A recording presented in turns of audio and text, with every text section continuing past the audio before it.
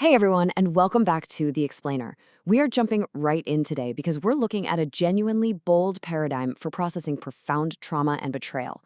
We're going to dive deep into the psychological necessity of reconciling two very specific, very powerful mythological energies, Athena and Medusa. And we'll explore how integrating these two forces might just be the ultimate key to making sense of systemic betrayal and actually achieving internal wholeness. So let's start with a foundational premise. You've probably heard the phrase, hurt people, but the source material adds a crucial second part to that, and it's compounding. This perfectly establishes the high stakes we're dealing with, because when we talk about unresolved trauma here, we aren't just talking about individual bad days, right? We're talking about a disastrous compounding loop in our society where unhealed wounds literally bleed into our institutions, our families, and our most trusted communities. Until we address this specific compounding trauma, honestly, everything else we try to fix is just a massive uphill battle. Okay, here is our roadmap for today. We'll start with the ecosystem of avoidance. Then we'll look at Athena, the strategic armor, followed by Medusa, the suppressed shadow.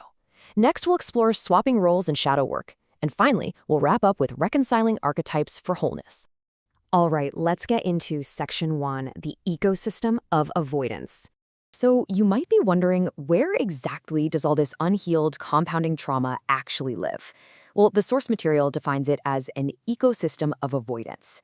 Think of it as a societal setup where deep systemic pain is just constantly ignored, which lets injustices thrive completely unchecked. Now, psychologically, it's actually a totally involuntary human reflex to turn away from someone else's intense suffering. I mean, it just hurts too much to look at. But collectively, when we all do that, it creates this toxic environment where bad actors can hide right in plain sight. And within these ecosystems, we see very specific catalysts of betrayal that trigger our absolute deepest defenses. For instance, think about weaponized therapeutic sanctuaries. We're talking about spaces built literally for healing that get turned into traps. We also see what the text calls parasitic thought forms, which is when bad actors masquerade as spiritual elders, basically, to bypass your critical thinking. The sources even detail this really chilling concept of inverted consent, like using something unifying and beautiful, say a public musical performance, as a psychological weapon to undermine relationships.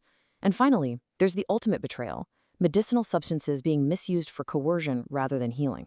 It's intense stuff. That brings us to section 2, Athena, the strategic armor. How in the world does the human mind react to that level of profound systemic betrayal? Well, it often adopts the Athena archetype.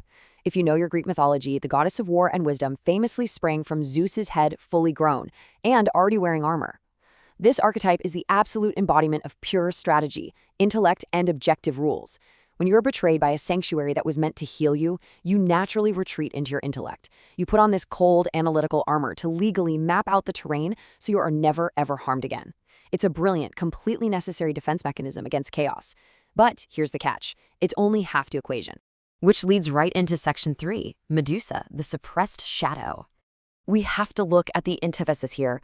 What happens to all that raw, unacknowledged pain? If Athena is the cold intellect, Medusa is the shadow. In the myth, right, a single look from Medusa turned men to stone. It was the ultimate raw defense. Psychologically speaking, she represents suppressed harm, raw defensive rage, and that visceral instinct to literally turn your betrayers to stone. Because our modern society totally fails to train us in emotional attunement, our anger doesn't just vanish.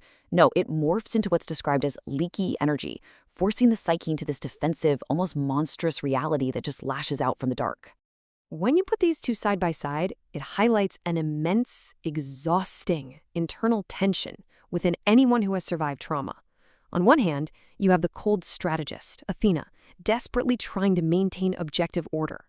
On the other hand, you have the destructive shadow, Medusa, leaking out all this unprocessed rage.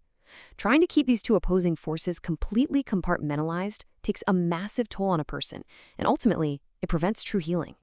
Moving on to section 4, swapping roles in shadow work. So, the big question is, how do we bridge this massive psychological gap?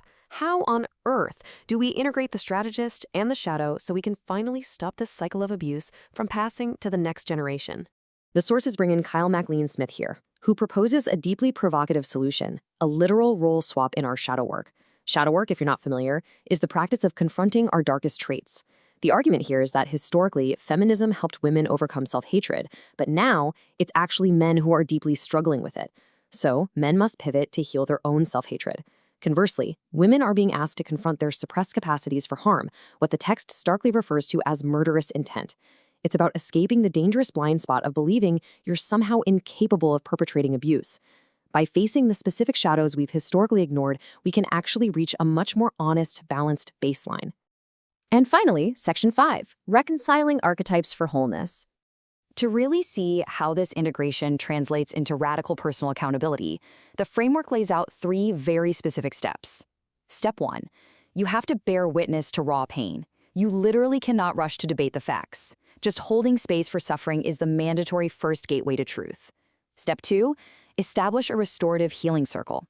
This requires a community that actively resists that human urge we talked about earlier to just look away. And step 3, implement objective legal frameworks. You have to ensure that these systemic abuses simply cannot happen to the next generation. This quote perfectly captures the core message. We heal the collective by first taking radical responsibility for the self. When we actually reconcile our inner Athena and Medusa, when we merge those strategic, objective boundaries with a totally honest acknowledgement of our raw defensive rage, we put an end to that destructive, leaky energy. We stop blaming the system and we establish true internal wholeness. That wholeness, it actually has a name. It's called self-contained integrity, which basically means expressing your emotions cleanly without manipulating others. Now, why does this matter to you? Because individual accountability is the ultimate icebreaker for societal healing. Sitting around waiting for the culture at large to magically fix itself is just a lost cause. But by refusing to pass on the trauma yourself, you become a catalyst. You create this wild patch of innovation and healing that others can actually look at and follow. So I want to leave you with this provocative thought to chew on. Can embracing radical personal accountability and truly reconciling our inner strategist and our shadow be the ultimate key to breaking the cycle of societal abuse once and for all? It's an intensive roadmap for sure. It demands we look inward at our very darkest traits to heal the whole. But what if it's the only way? Thanks for joining me on this explainer. Keep looking inward and keep exploring.